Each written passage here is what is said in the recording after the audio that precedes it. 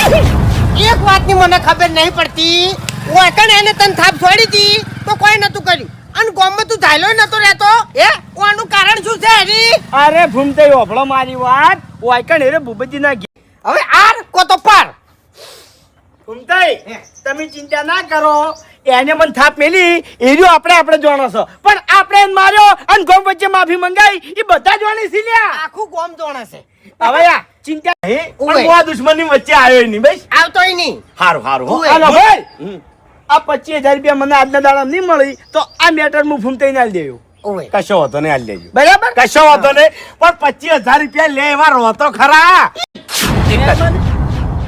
એટલા મને બે થાપો મિલી ઓય હવે મહેમાન માર નાખો એટલા મફુજી એમાં કેવું હતું ખબર છે મહેમાન ને નથી ખબર કે હરિભાઈ વાયાના ગોમના છે વાયાના ઘરના છે હરિભાઈ મને બોલ્યા હવે મારો ભાઈ બનતો એર્યો